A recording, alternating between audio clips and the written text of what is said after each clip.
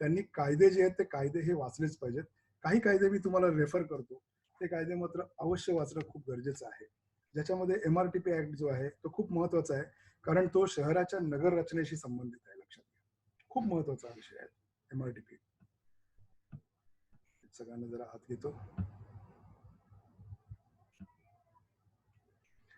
त्याच्यानंतर दुसरा आहे महाराष्ट्र म्युनिसिपल कॉर्पोरेशन ऍक्ट 1949चा, जो पूर्वी BPMC ऍक्ट होता. जो ऍक्ट मुंबई वगळता इतर सर्व महानगरपालिकांना लागू होतो. त्याच्यानंतर मुंबई म्युनिसिपल कॉर्पोरेशन ऍक्ट 1888चा, त्यानंतर Maharashtra solid waste management rules 2016चे, आणि टेक्निकल गाईडलाईन म्हणजे तुम्ही ह्या सर्व गाईडलाईन्स तुम्हाला महाराष्ट्र प्रदूषण नियामक महामंडळाच्या वेबसाईटवरती तुम्हाला सगळ्या गाईडलाईन्स विकत मिळणार, फ्रीमध्ये मिळतील. पुस्तकं तुम्हाला विकत घ्यावी लागतील. नॅशनल डिझास्टर मॅनेजमेंटची गाईडलाईन आहे. त्या गाईडलाईन मध्ये तुम्हाला प्रत्येक डिझास्टरची वेळ मिळेल. शाळेमध्ये सेफ्टी पॉलिसी काय असावी, शाळेमध्ये सेफ्टी पॉलिसी काय असावी याची पण गाईडलाईन त्याच्यामध्ये दिलेली आहे. आणि दुसरा अत्यंत महत्वाचा कायदा जो आहे तो कायदा लक्षात घ्या. तो कायदा आहे महाराष्ट्र लोकसेवा हक्क अधिनियम. हा 2015चा कायदा आहे, आताचा लेटेस्ट कायदा आहे. या कायद्यामध्ये काय म्हटलंय माहितीये का, याच्यात तुम्हाला पॉवर दिलेली आहे, पण ही पॉवर कोणच एक्सरसाइज करत नाही. कुठला कायदा म्हणजे कुठल्या याच्यातून किती दिवसामध्ये तुम्हाला उत्तर मिळेल. म्हणजे आज जर अर्ज केला तर आज अर्ज केल्यानंतर बिल्डिंगच्या बांधकामाचा अर्ज केला तर बांधकामाचा अर्ज किती दिवसात त्याचा निपटारा होईल हे त्याच्यामध्ये दिलेलं आहे. दुसरं, बर्थ सर्टिफिकेट किती दिवसामध्ये मिळणार हे त्याच्यात दिलेलं आहे. जर त्या वेळेत मिळालं नाही तर त्या अधिकाऱ्यावरती कारवाई केली जाते. एक महत्वाचा कायदा आहे, पण त्या कायद्याचं एक्झिक्युशन कुठेच होत नाही. तो म्हणजे दप्तर दिरंगाईचा कायदा, ज्याच्यामध्ये फाईल मुवमेंट. एक लक्षात ठेवा, तुम्ही जेव्हा पत्रव्यवहार करता त्यावेळेला तुम्हाला जर का पत्राचा ट्रॅक ठेवायचा असेल तर एक गोष्ट महत्वपूर्ण लक्षात ठेवा की पत्राचा ट्रॅक रेकॉर्ड मागायचा. म्हणजे पत्र आज जावक मध्ये तुमचं डिस्पॅचला गेलं, डिस्पॅचचा स्टॅम्प बसला, डे 1 ला काय मुवमेंट झाली, डे 2 ला कुठल्या डेस्कवरती गेलं, डे 3 ला कुठल्या डेस्क, प्रत्येक डेस्कवरती जावकच्या रजिस्टरमध्ये त्याची मुवमेंट लिहिलेली असते. एवढंच कशाला, अधिकारी जो असतो तुमच्या टेबलवर बसलेला अधिकारी, आता या विषयाशी संबंधित नाही म्हणून सांगतो, आता प्रशासन या विषयावरती आपलं एक वेगळं लेक्चर होऊ शकतं. अधिकाऱ्याच्या मुवमेंटवरती पण तुम्ही लक्ष ठेवू शकता. अधिकारी 11:04 जर का ऑफिसमध्ये आला असेल आणि 11:04 आल्यानंतर तो समजा 12:30 वाजता खाली गेला असेल किंवा कुठेही गेला असेल, कुठे गेला तो, त्याने जाताना मुवमेंट रजिस्टरमध्ये लिहून जायला पाहिजे की या कामासाठी मी बाहेर जात आहे. तसंच पत्राचं पण मुवमेंट रजिस्टर आहे, तसं फाईलचं मुवमेंट रजिस्टर आहे. आता तुम्ही फाईल फाईल हा शब्द म्हणता, मराठीमध्ये त्याला नस्ती म्हणतात, लक्षात घ्या. मग त्या नस्तीच्या नोंदी कशा ठेवायच्या असतात, त्या नस्तीच्या नोंदी ठेवताना कशा पद्धतीने ठेवल्या जातात हा एक वेगळा विषय आहे. त्यानंतर अहवाल कसे तयार केले जातात हे तुम्हाला का सांगायचं माहितीये का. आपण सगळ्यात आपला मेजर प्रॉब्लेम कुठे होतो माहितीये का, आपण पराभूत कुठे होतो, प्रशासनाच्या समोर आपण पराभूत कुठे होतो माहितीये का. प्रशासनाचा एक तर कायदा आपल्याला माहित नसतो, एक्झिक्युशन ऑफ वर्क माहित नसतं आपल्याला, ऍडमिनिस्ट्रेशन स्किल्स माहिती नसतात, त्यांच्या ऍडमिनिस्ट्रेशन लुपोल्स माहिती नसतात आपल्याला. आपल्याला फक्त माहित असतं अधिकाऱ्याकडे गेलो, दम दिला, खळखट्याक, खळखट्याकने प्रश्न हे एक्स्ट्रीम लेवलला खळखट्याक. पण जे मायनर आणि प्रायमरी लेवलला जे करायला पाहिजे ना ते तुम्हाला याच्यातून तुमची सुटकाच नाही.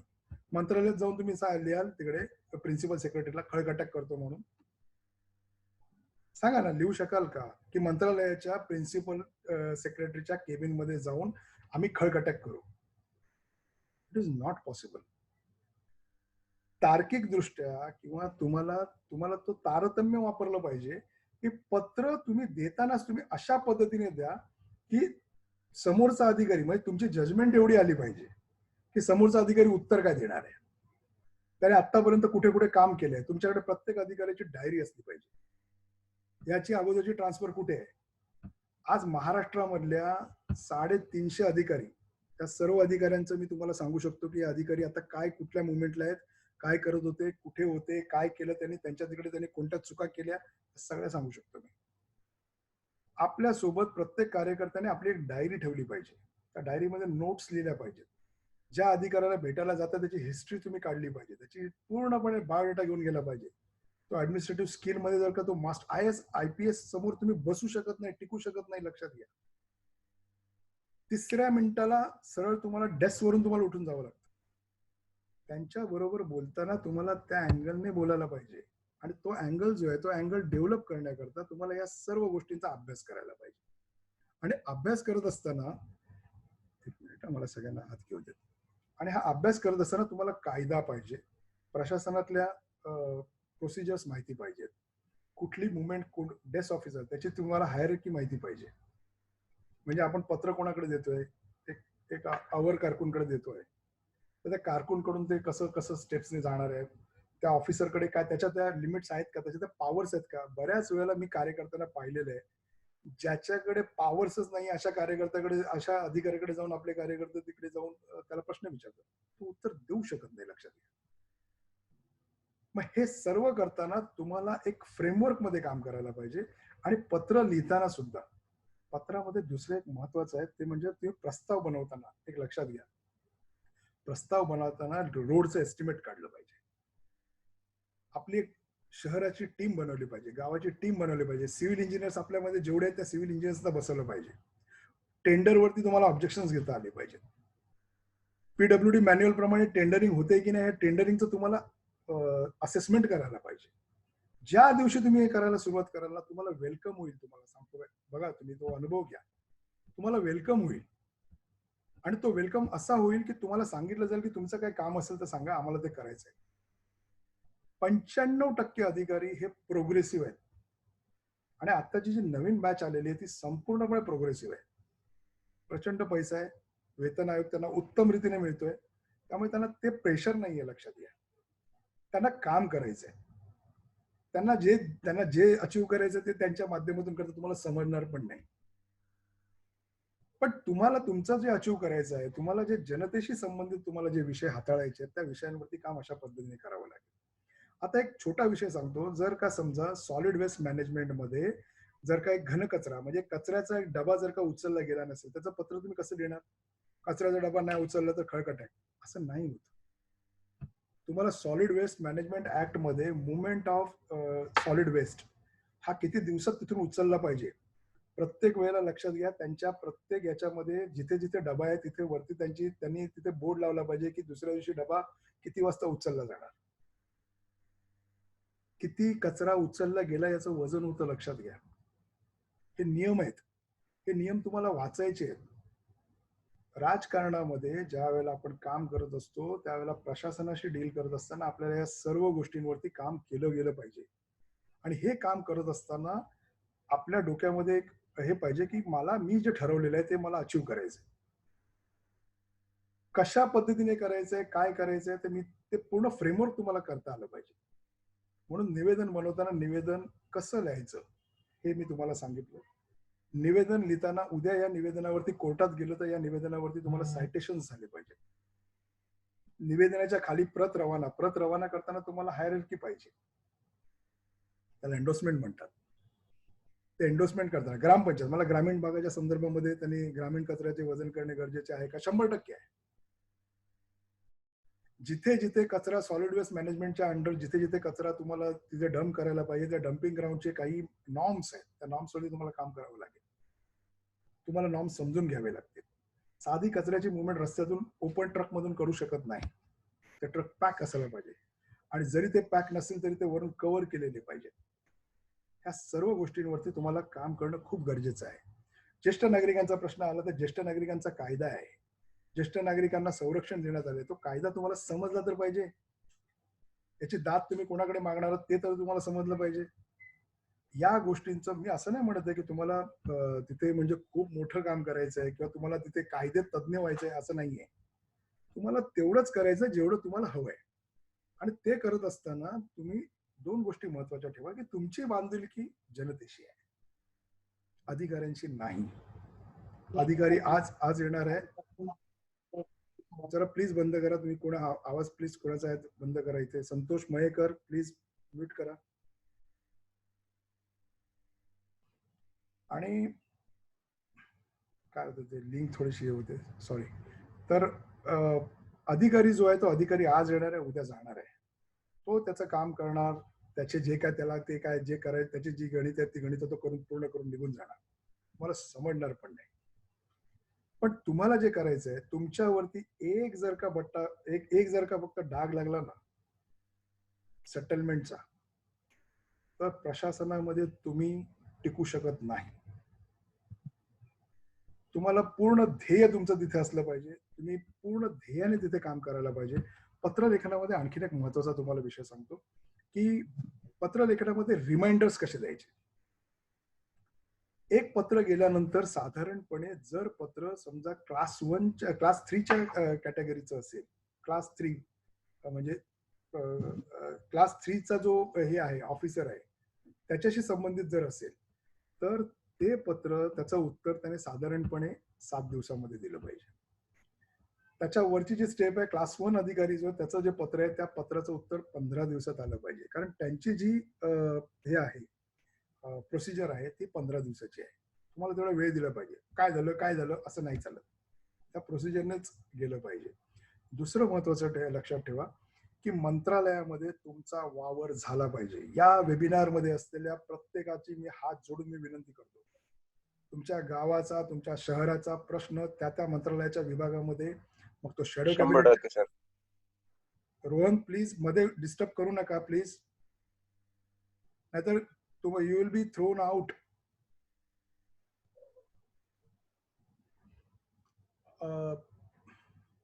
तुमचा वावर तिथे झाला पाहिजे. मंत्रालयातले सेक्शन्स तुम्हाला समजले पाहिजे. साधी तुम्ही जिल्हा परिषद असेल ना तर जिल्हा परिषदेचं तुम्हाला समजेल. बजेट तुम्हाला वाचता आलं पाहिजे.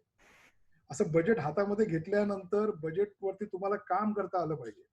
कुठल्या बजेटचं काय प्रोव्हिजन आहे, जिल्हा नियोजनाच्या संदर्भात काय करायला पाहिजे, ते पत्र कसं द्यायचं. साधा एका गावाचा समजा रस्ता बनवायचा असेल तर रस्त्याचा एस्टिमेट काढा आणि जिल्हा परिषदेला जिल्हा नियोजनाच्या कार्यालयामध्ये ते सबमिट करा. जिल्हा नियोजन समितीची ज्या मिटिंग्स असतात त्या मिटिंगमध्ये तुमचं प्रपोजल गेलं पाहिजे. सामान्य माणसांची प्रपोजल्स क्लिअर झालेली भरपूर उदाहरणं मी तुम्हाला देईन. मोठे मोठे प्रोजेक्ट झालेले, एवढं कशाला. तुम्ही विधिमंडळामध्ये तुम्ही खासगी बिल आणू शकता. कायदा तुमच्या माध्यमातून जाऊ शकतो. मागे मी एक विषय मांडलेला आहे, आता आपले आमदार राजू पाटील याच्यावरती काम करतायत, आम्ही तिथे काम करतोय की एक शासनाने GR काढलेला आहे. माझा मित्र इथे सहकारी नितीन गावडे सोबत आहे, त्यांनी आम्ही त्या GR वरती वर्कआउट केलेलं आहे की 80% नोकऱ्या इथे स्थानिकांना मिळाल्या पाहिजेत. हा GR आहे, शासन निर्णय आहे, हा कायदा नाहीये, लक्षात ठेवा. शासन निर्णयाची अंमलबजावणी करणं न करणं हे मॅन्डेटरी किती आहे, त्याच्यावरती कुठलं बंधन नाहीये. परंतु याचा जर कायदा झाला तर तो कायदा जो आहे जर त्याचा जर ऍक्ट तयार केला की महाराष्ट्रामध्ये येणाऱ्यांना एवढ्या एवढ्या रिझर्वेशन मिळाल्या पाहिजेत, रिझर्वेशन इन एम्प्लॉयमेंट, हा कायदा आपला आमदार एक जरी असला तरी तो सभागृहामध्ये स्वतःचं विधेयक मांडू शकतो. एवढी ताकद ह्या पत्रामध्ये, एवढी ताकद या सगळ्या गोष्टींमध्ये. पत्रांचा वापर जो आहे तो तुम्ही याच्यासाठी करा, एक कलेक्शन ऑफ इन्फॉर्मेशन, 2 रेमेडी, कोणाला तुम्हाला रिलीफ आणि रेमेडी द्यायचं असेल त्याच्यासाठी पत्राचा वापर करा, आणि 3 इनोव्हेशन्स. तुम्हाला नवीन काय आणायचं असेल, नवीन शासनाला काही गोष्टी तुम्हाला सांगायच्या असतील तर त्या सांगण्याकरता तुम्हाला पत्राचा वापर करावा लागेल, पत्राची मांडणी करावी लागेल, पत्र तुम्हाला द्यावी लागतील. पत्राची भाषा ही माइल्ड असली पाहिजे, स्पष्ट असली पाहिजे, थ्रू द पॉइंट असली पाहिजे.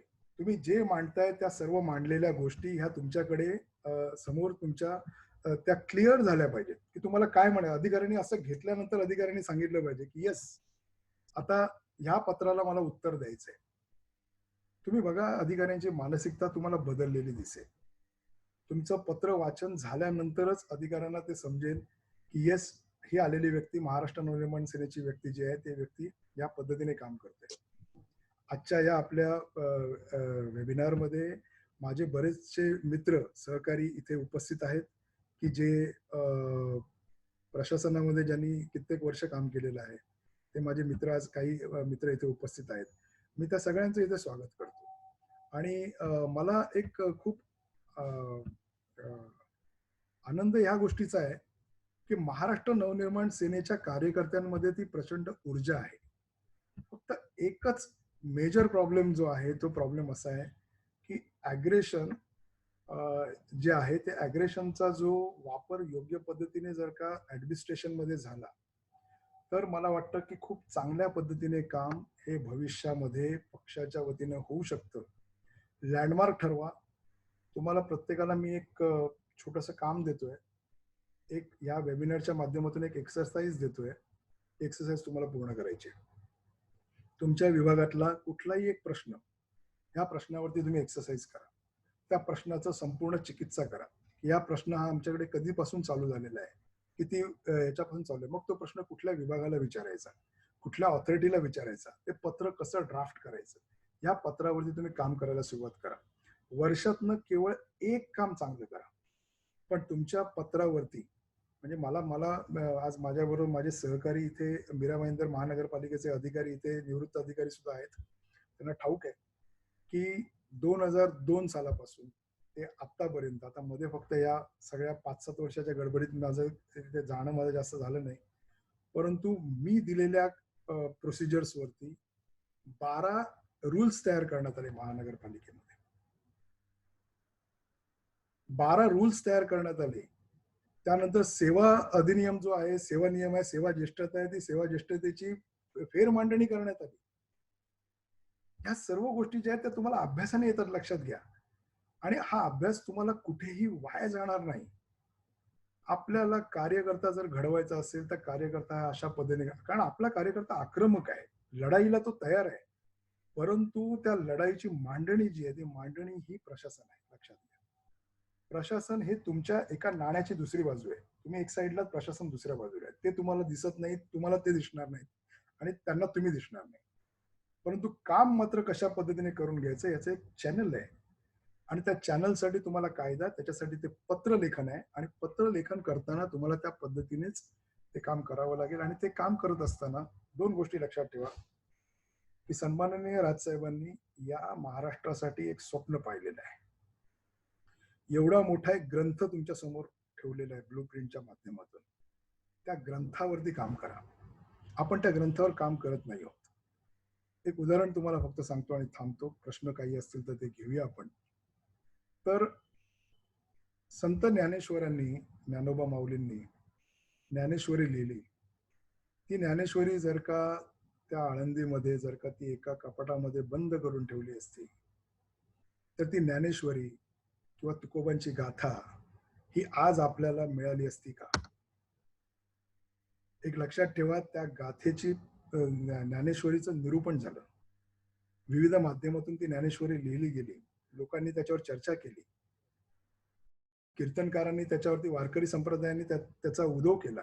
ते जास्तीत जास्त त्याचा प्रसार केला, तेव्हा ती ज्ञानेश्वरी आणि तुकोबांची गाथा आज टिकून आहे. आपल्या पक्षाची ही गाथा आहे, लक्षात घ्या. आणि ही गाथा जर का टिकवायची असेल तर ही गाथा टिकवण्याकरता तुम्हाला मला या प्रशासनाबरोबर संघर्ष करावाच लागेल. आणि महाराष्ट्र नवनिर्माण सेनेच्या कार्यकर्त्यांच्या 5वीला पुजलेला संघर्ष, या संघर्षाचं रूप जर का चांगल्या पद्धतीने जर का आपण नागरिकांना देऊ शकलो तर मला वाटतं आपण एक चांगल्या पद्धतीने, एक चांगले राजकीय कार्यकर्ते म्हणून अभिमानाने या महाराष्ट्रासमोर जाऊ शकू. धन्यवाद. आपण सर्वांनी ऐकून घेतलं. काही प्रश्न पाठवले असतील तर त्या प्रश्नांबद्दल मी थेट सुरुवातच करतो. प्रश्न आहे, कायद्याच्या अभ्यासासाठी एकत्र पुस्तकात कुठे मिळू शकेल का? सुयश केरकर यांचं आहे. सुयश, जर तुला समजा चिकन बिर्याणी खायची असेल तर तुला तिकडे त्या BBC मध्ये जावं लागेल. हा, त्याच्यानंतर तुला जर का ते वडे खायचे असतील तर तुला वडे खायला दुसरीकडे जावं लागेल. एकाच ठिकाणी कसं मिळेल बाळा? हा, पुस्तकं आणायची, वाचायची. गोष्टीची पुस्तकं आपण आणतो तशी ती पुस्तकं वाचायची. ठीक आहे. रेल्वे प्रशासनाकडे पार्ट्यांचा प्रश्न आहे. रेल्वे प्रशासनाकडे मागणी केली होती भांडूप रेल्वे स्टेशनला नवीन प्रवेशद्वार व तिकीट खिडकी बांधण्यात यावी, पण ती पास झाली, पण त्याचे उत्तर मला इंग्रजी भाषेत आले आहे. आता आपण काही करू शकतो का? तुम्ही प्रश्न मराठीमध्ये लिहिलात, इंग्रजीमध्ये उत्तर आलं, येणार. कारण सेंट्रल गव्हर्नमेंट त्यांनी तुमच्या प्रश्नाला उत्तर दिलंय ना, म्हणजे त्यांना तुम्ही लिहिलेलं पत्र समजलेलं आहे. आता त्याचा इंग्रजी आणि मराठीचा भाव करायचा नाही. त्याच्यावरती काय वर्कआउट करता येईल आणि पुन्हा आपलंच पत्र मराठीतच द्यायचं, लक्षात घे संतोष. आपलं पत्र इंग्रजीमध्ये नाही द्यायचं, मराठीतच द्यायचं. दुसरं, बीएमसी मध्ये अमोल देसाई वरळीचा विषय आहे. बीएमसी मध्ये विकास निधी व सीएसआर यावर कसे काम करता येईल हा प्रश्न याच्याशी आता पत्र व्यवहाराशी संबंधित नाही. अमोल याच्यावरती सीएसआर आणि याच्यावरती काम करण्याकरता आपल्याकडे उत्तम नॉलेजेबल माणसं आहेत. त्यांचा आपण एक लेक्चर आता नंतर या पिरियडमध्ये जर एक्सटेंड झाला लॉकडाऊन तर मध्ये कुठेतरी मी ते ठेवेन, आपण ठेवू, नक्कीच ठेवू. सर, ऑनलाईन तक्रारीमध्ये शब्दांची मर्यादा असते, ऑनलाईन तक्रारी करण्यासाठी थोडे मार्गदर्शन मिळेल का? 100% असते. ऑनलाईन तक्रार कशाला, तुम्हाला साधं पत्र लिहायचं असेल तरी त्याला मर्यादा आहे. जेवढं सोपं सुटसुटीत छोटं पत्र तेवढं त्या पत्राला जास्त प्रिव्हिलेज दिला जातो, लक्षात घ्या. त्यामुळे तुम्ही हे सर्व करताना लक्षात ठेवायचं, अत्यंत थोडक्या भाषेमध्ये विषय आपला मांडायचा. लिहायला सुरुवात करा, कागदावरती पेनाने लिहायला सुरुवात करायची. मोठा प्रश्न असतो 4 ओळीमध्ये मांडायचा. हे स्किल आहे, लक्षात घ्या. हे स्किल डेव्हलप होईल, हळूहळू डेव्हलप होईल. हा, आणि ते मला पाठवत जा, मग त्यात करेक्शन असेल तर मी करत जाईन. ओके. त्याच्यानंतर संकेत पवार, सार्वजनिक बांधकाम विभागात खूप मोठ्या प्रमाणात टाळाटाळ होते, संदर्भात कशा पद्धतीने पत्रव्यवहार करता येऊ शकतो? पीडब्ल्यूडी मॅन्युअलचा अभ्यास करा. PWD manual, district PWD manual जे आहे ते घेऊन या. ते घेऊन आल्यानंतर त्याचा अभ्यास करा. पीडब्ल्यूडीचे अधिकारी तुमच्या घरी येतील आणि काम काय ते विचारतील. संकेत, हे माझे शब्द आहे तुला, हे 100% होईल. ओके. त्याच्यानंतर, dear sir, it is necessary to mention a subject to letter return to honourable CM और other higher authorities. It is necessary to mention a subject. No need to mention a subject. Subject is not important. Content is important. कळलं का? हा, content जो आहे तो तुमचा powerful पाहिजे आणि थ्रू द पॉइंट पाहिजे, त्याच्यामध्ये सगळे तुमचे विषय आले पाहिजे. राईट. त्याच्यानंतर अनिल म्हात्रे ठाण्यावरून बोलतायत, आमच्या पक्षाचे तिकडचे सचिव आहेत. पोलिसांना दिलेल्या पत्राचा कारवाईचा ट्रॅक रेकॉर्ड मिळू शकतो का? 100%. दुसरं, पोलिसांच्या बद्दल एक सांगतो. कुठलीही पोलिसांची मुवमेंट जर का तुम्हाला ट्रेस करायची असेल गुन्ह्याच्या संदर्भातली, तर पोलीस डायरी जी आहे ती डायरी मिळवण्याचा अधिकार सुद्धा तुम्हाला आहे. त्याच्या मुवमेंट सगळ्या त्या डायरीमध्ये मेन्शन असतात, त्या तुम्हाला घेता येतात. त्याच्यानंतर रेकॉर्ड मेन्शन करण्याकरता, बरं, ह्याच्यासाठी कायदा ह्या महाराष्ट्र अभिलेख अधिनियम आहे. याच्यामध्ये, ह्या अभिलेखामध्ये जर का फेरफार जरी केला तरी अभिलेखामध्ये तुम्हाला त्याला प्रॉसिक्यूट करता येतं. हा, त्याला जेलमध्ये टाकता येतं अभिलेखामध्ये फेरफार झाला तरी. त्यामुळे अनिल, याच्यावरती काम कर आणि काय गरज लागली तर सांग. रोहन देशपांडे, माझा रोहन, ओपन स्पेस येथे साचणारा कचरा यासाठी मनपा स्वच्छ करण्यास टाळाटाळ करते, यासाठी काय करावं? ओपन स्पेसच्या मेंटेनन्ससाठी कचरा डिपार्टमेंटला फोन नको करू रोहन. ओपन स्पेस मेंटेन करण्याची जबाबदारी नगर रचना विभागाची आहे. त्यांना सांग, maintenance of open space is your responsibility. कळलं? कारण ते रिझर्वेशन आहे ना, रिझर्वेशनची जबाबदारी त्यांची आहे, रिझर्वेशन मेंटेन करण्याची जबाबदारी. बरोबर त्यांना सांगतील, एक बरोबर पत्र आले ते करा. लक्षात ठेवा. एखाद्या नगरपालिकेतर्फे, अमेय राजहंस, येस अमेय, तुझा प्रश्न आहे, नगरपालिकेतर्फे पुतळा उभा करण्यात येणार, त्यावर काम सुरू आहे सांगण्याचे, पण मुळात परवानगी राज्य पत्र विचारणा करते. पुतळ्याच्या संदर्भामध्ये जीआर, शासनाचा जीआर आहे, लक्षात घ्या, नियमावली आहे. तर ती नियमावली मी तुला मी पाठवतो. हा, त्याच्यावरती तू चांगला व्यवस्थित अभ्यास कर.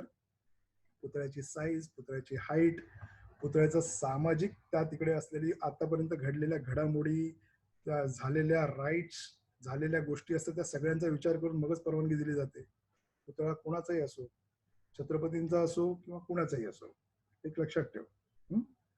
त्याच्यानंतर संदीप तांबे इज आस्किंग क्वेश्चन, शासकीय यंत्रणांशी संवाद साधताना ईमेल कम्युनिकेशन किती इफेक्टिव्ह आहे? Most effective. ईमेलला उत्तर देणं बंधनकारक आहे. ईमेलची नोंद होते, ईमेल डिलीट करू शकत नाहीत ते, त्यामुळे ईमेलवरती पण ते पाठवायचं. नंबर 1. ईमेलचा कंटेंट हा तिथे प्रिझर्व करण्याकरता त्यांच्या रेकॉर्ड मॅन्युअलमध्ये ईमेल नेसेसरी केलेला आहे. त्यामुळे ईमेल इज गुड ऑप्शन. आणि आत्ताच्या घडीला email is a good option. म्हणजे आता जे हे चालू आहे ना, त्याच्यामध्ये email is a good option.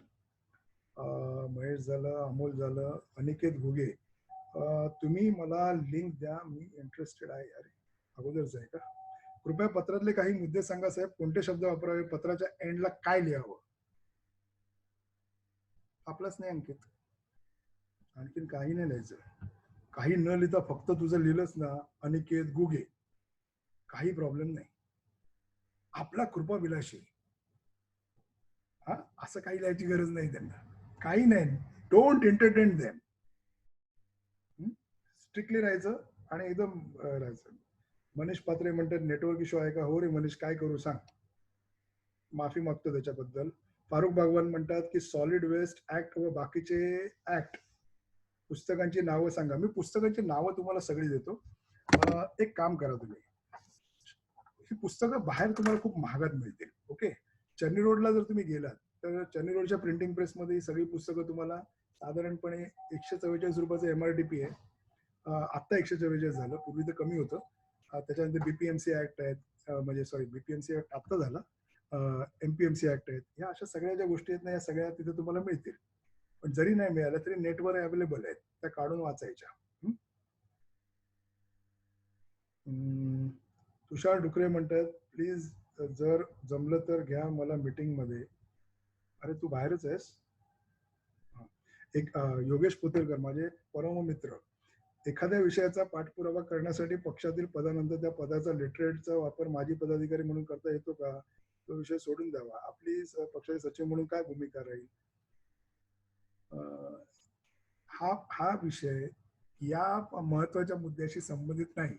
पक्षाच्या अंतर्गत पत्रलेखनाचा आज विषय नाही. कोतरकर नंतर तुम्हाला फोन करून तुमच्याबरोबर मस्त चर्चा करतो.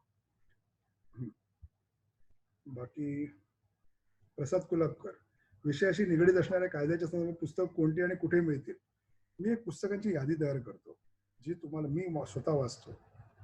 आज कायद्याची साधारणपणे 350 पुस्तकं माझ्याकडे आहेत, महाराष्ट्राची सगळी जुनी वगैरे सगळे. त्यामुळे आपण निश्चित त्याच्यावर काम करू. वैशाली पोद्दार यांचा प्रश्न आहे, पोलीस स्टेशनच्या विषय चार्जशीट दाखल करण्यास पोलीस टाळाटाळ करत असतील तर काय करायचे. सरळ पत्र DCP ना लिहायचं, ACP कडे जायचं नाही. DCP हा त्याचा ऑथॉरिटी आहे, he is a responsible person. DCP जर हे याच्यामध्ये जर काय केलं तर कोर्टातून ऑर्डर आणायची. प्लीज माईक बंद करा, माईक बंद करा, प्लीज माईक बंद करा. एक मिनिट. नवीन आहेत ना, तर त्यांचा जरासा प्रॉब्लेम होतोय. ठीक आहे, हरकत नाही. त्याच्यानंतर मोहन सिंग, आमचे मोहन सिंग म्हणतात शासन जे काही कायदे अधिनियम परिपत्रक काढते त्याची प्रत प्रत्येक पक्षाला पाठवणे बंधनकारक आहे का. असेल तर आपल्याकडे त्याची प्रत येते का. आता यायला लागलेली आहे. ठीक आहे, पण एक तुम्हाला सांगू का, प्रत यायला आता ते लॉजिस्टिक आता थोडस आता आपण एक लक्षात घेतलं पाहिजे. त्यांनी मेन्शन करायला पाहिजे, कारण आपला पक्ष राज्यस्तरीय मान्यता प्राप्त पक्ष आहे, त्यामुळे त्यांनी 100% द्यायला पाहिजे. परंतु प्रत्येक GR हा अपलोड झाल्यानंतर हा अवेलेबल असतो आणि तो अवेलेबल झाल्यानंतर आपल्याला तो मिळतो, तो असतो. त्यामुळे आपण ती प्रत काढून घ्यायची. पहिले एक लक्षात घ्या, तुमचा मोटो काय आहे. तुम्हाला काम करायचं आहे ना, मग यंत्रणा आणि संपूर्ण इन्फॉर्मेशन गॅदर करायला सुरुवात करा. ओके, पक्षाला आलीच पाहिजे, 100% आली पाहिजे. त्याच्यावरती पत्रव्यवहार झाला आणि आता ती येते. मनीष पात्रे, NTCच्या वतीने मिलचे स्मारक बांधण्यात येणार आहे, त्यासाठी मुंबईमधील भायखळा भागाच्या 2 मिलच्या जागेचा वापर आहे, तेथील झाडं मोठ्या प्रमाणात तोडली आहे. या कशा पद्धतीने. येस, आता एक लक्षात ठेव, NTCच्या आतमध्ये, मनीष हा खूप महत्वाचा प्रश्न आहे. NTCच्या आतमध्ये किंवा कुठे, मनीष चालू करू नको. चालू आहे माईक. नको नको करू, बंद कर मला. मी हॅलो हॅलो, मी उत्तर देतो, उत्तर देतो.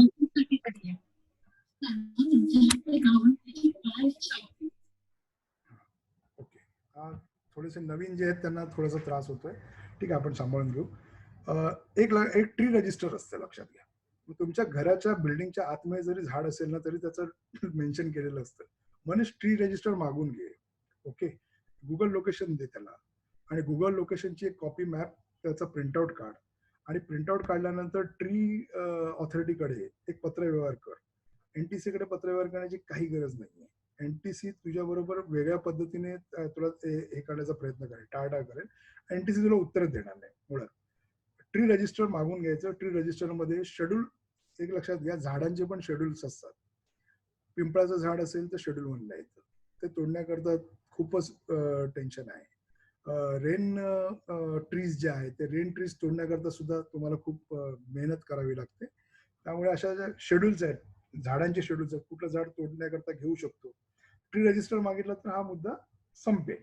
आणि तिथे काय अडचण आली तर मला सांग, मी डेफिनेटली तुला त्याच्यामध्ये हेल्प करेन. हं?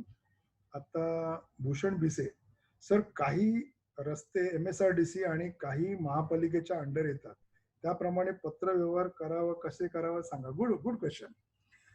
नॅशनल हायवे, मुंबईमध्ये नॅशनल हायवे, दहिसरचा नॅशनल हायवे हा PWDच्या अंडर येतो. दहिसरच्या पुढे जो आहे तो नॅशनल हायवेच्या अंडर येतो. बघा काय शोकांतिक आहे. यासाठी काय करायचं की तिकडच्या 3 ऑथॉरिटी आहेत, एक MSRDC, नॅशनल हायवे ऑथॉरिटी आणि PWD, या तिन्ही बरोबर तुमचा संपर्क राहिला पाहिजे.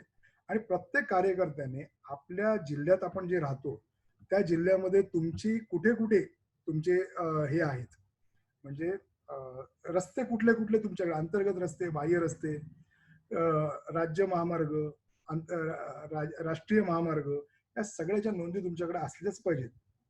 कळलं? ते असले की त्या हिशोबाने पत्रव्यवहार करायचा. भूषण भिसेचा प्रश्न झाला. संदीप तांबे, संदीप एकच प्रश्न विचारायचा राजा. Is this demand correct to take? I can't read Sandeep, don't have time, नंतर आपण बोलू. हा, माहिती अत्यंत मुद्देसूद आहे, त्याप्रमाणे सगळ्या मंत्र्यांची आणि सचिवांच्या ईमेलची माहिती आपण या वेबिनारच्या मध्ये सगळं देतो. मंत्र्यांचे मोबाईल नंबर पण देतो, त्यांच्या PS चे नंबर देतो, सगळ्यांचे नंबर देतो. उतरकरांचा कोण? उतरकर चिकित्सक आहेत, कळलं का? ज्या वेळेला सत्ता येईल त्यावेळेला यांना इंटेलिजन्स ब्युरोवरती आपण घ्यायचं आहे. सगळं पोतरकर मी पाठवून देतो, ईमेल पासून सगळं देतो, PS, त्यांचे OSD सगळ्यांचे नंबर देतो. प्रथमेश तेंडुलकर साहेब, 1 वर्षापासून बस स्टॉपवरील शेड बांधण्यात यावी यासाठी टेंडर, पण टेंडर काम चालू आहे असं सांगायचं, पण टेंडर पास. माहितीचा अधिकार वापरायचा, विचारायची माहिती आणि मग पत्रव्यवहार करायचा. कधी लक्षात ठेवा, पहिलं माहितीच्या अधिकाराचं टूल वापरून माहिती गॅदर करायची आणि त्या अनुषंगाने पत्रव्यवहार करायचा. त्या पत्रव्यवहाराला तुम्हाला एक डेप्थ मिळते. ओके, आय होप प्रश्न सगळे संपलेले आहेत आणि खूप एन्जॉय केलं. एक क्षमस्व, माफी मागतो की एक मध्ये आपल्याला थोडासा डिस्टर्बन्स आला, कारण थोडं मध्ये इकडे पॉवर कनेक्शन झालं होतं, डिस्कनेक्ट झाली होती, त्यामुळे वायफाय बंद झाला होता. परंतु तरी सुद्धा तो वेळ भरून काढला आणि प्रश्न सुद्धा खूपच स्पीडीली घेतले. तुम्ही सर्वजण खूप हुशार आहात आणि ज्या पद्धतीने मी सगळ्यांना ऑब्झर्व करतोय की प्रत्येक जण सिरियसली सगळ्या गोष्टीकडे लक्ष देऊन काम करतोय, कोणी इकडे तिकडे फिरत नाहीये. त्यामुळे आय होप तुम्ही हे सगळं एन्जॉय केलं असेल. आणि परत पुन्हा एकदा लॉकडाऊन झाल्यानंतर आपण सर्वजण भेटणार आहोत आणि तुमचा कुठलाही प्रश्न असेल, any time 24/7 365 days phone is on. माझा नंबर आहे, ज्यांच्याकडे नसेल त्यांनी आजूबाजूला त्यांच्याकडून घ्या. ओके, आता तरी सुद्धा एकदाच सांगतोय, 9820011376 हा फेसबुक वरती पण आहे, सगळीकडे ओपन नंबर आहे. कधी तुम्ही हे करू शकता, मेसेज टाका. कधी फोन उचलला नाही, मीटिंग मध्ये असेल तर मेसेज टाका. सक्षम व्हा आणि मेंदूने सक्षम व्हा. तुम्ही हाताने सक्षम आहात, ज्या दिवशी मेंदू सक्षम होईल तेव्हा हात कमी वापरावे लागतील आणि कामं जास्त प्रकारे होतील, याची मला खात्री आहे. कारण बऱ्याच वेळेला ही कामं झालेली आहेत. आपल्या कार्यकर्त्याचं चुकत नाहीये, फक्त आपल्या कार्यकर्त्याला त्या डायरेक्शन मध्ये गेलेलं नाहीये. थोडंसं मी तुम्हाला डायरेक्शन चेंज करण्याकरता हा सगळ्या वेबिनारच्या माध्यमातून हा उपक्रम चालू आहे. यानंतर उद्याचं जे लेक्चर आहे ते अप्रतिम लेक्चर आहे, कायदा आणि कार्यकर्ता. हा, 300 तुमचा सरकारी कामकाजात अडथळा केल्यानंतर काय गुन्हे दाखल होतात, चॅप्टर केस म्हणजे काय, तडीपारी म्हणजे काय, तडीपारी केल्यानंतर काय करायला पाहिजे, या सगळ्या विषयांवरती आपण चर्चा करणार आहोत. अटक झाल्यावर काय करायचं, महिला कार्यकर्त्यांना अटक झाली काय करायचं, आंदोलनामध्ये अटक झाल्यानंतर काय करायचं, त्याच्यामध्ये काय आहेत, सगळे टूल्स आपल्याकडे आहेत. कायदे तज्ञ, आपलाच महाराष्ट्र सैनिक कार्यकर्ता ज्याने आतापर्यंत शेकडो केसेस महाराष्ट्र सैनिकांच्या लढवलेल्या आहेत, असा ऍडव्होकेट शरद कुंडलिक राऊत उद्या आपल्याकडे येत आहेत आणि उद्या या सगळ्याची माहिती उद्या ते आपल्याला देणार आहेत. उद्या ठीक 5 वाजता सगळ्यांनी उपस्थित राहायचंय. उद्याचा शेवटचा लेक्चर होणार आहे आणि परवा आपला समारोप आहे. समारोपाच्या वेळेला तुम्ही सर्वांनी एकत्र यायचंय. मी एक तुम्हाला प्रोग्राम देणार आहे, कारण आपण एक डॉक्युमेंटरी बनवतोय. मला तुमच्या सगळ्यांचे व्हिज्युअल्स हवेत, तुमच्या सगळ्यांचं मत 1-1.5 मिनिटाच्या व्हिडिओमध्ये हवंय. त्याचा कंटेंट जो आहे हा छान होता, वेबिनार छान होता, प्रमोद पाटील साहेबांनी छान केलं असं काही म्हणू नका. तुम्ही काय करणार आहात तेवढंच फक्त सांगा. तो एक डॉक्युमेंटरी तयार करायची, ती डॉक्युमेंटरी संपूर्ण महाराष्ट्रात आपल्याला रिले करायची, कारण तुम्ही याच्यातून काय शिकलात हे आम्हाला समजलं पाहिजे. आणि एवढंच नाही, शिकल्यानंतर पक्षाची कोणती जबाबदारी तुम्ही घेणार आहात. काल मला माझ्या मित्राने राहुलने मला सांगितलं की साहेब मी पूर्णपणे ग्राहक संरक्षण कक्षामध्ये काम करायला तयार आहे. एकाने मला सांगितलं साहेब मी पर्यावरणात काम करायला तयार आहे. काल मला काही महिला सदस्य आहेत त्यांनी मला सांगितलं साहेब आम्ही महिलांच्या प्रश्नांवरती काम करायला तयार आहोत. हा जो मोहोळ आहे ना, हा मोहोळ उभा राहायला पाहिजे, लक्षात घ्या. आणि हे जेव्हा उभं राहील तेव्हाच नवनिर्माण होईल. आय होप सगळ्यांनी एन्जॉय केलं असेल. तुम्ही खूप चांगले आहात सर्वजण आणि असेच चांगले राहा, सुरक्षित राहा. धन्यवाद. Thank you sir. थँक्यू. तुमचे फीडबॅक मात्र टाका, कसं आवडलं म्हणजे मी स्वतः म्हणजे कसं वाटलं ते तिकडे लिहा जरा.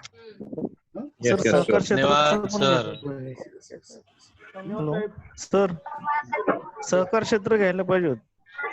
घेऊया ना, घेऊया. धन्यवाद धन्यवाद सर. माजी मंत्री माजी सहकार मंत्रीच येणार होते आपल्याकडे, परंतु शेड्यूल जुळत नाहीये. पण या लॉकडाऊन मध्ये आपण त्यांना घेऊया. ठीक आहे सर. धन्यवाद जय महाराष्ट्र सर. छान झाला कॉन्व्हर्सेशन. छान झाला पाटील साहेब. सर धन्यवाद. धन्यवाद सर. धन्यवाद सर. धन्यवाद. आज एक आनंदाची गोष्ट म्हणजे 100% आज उपस्थित धन्यवाद. खूप खूप आभार. धन्यवाद.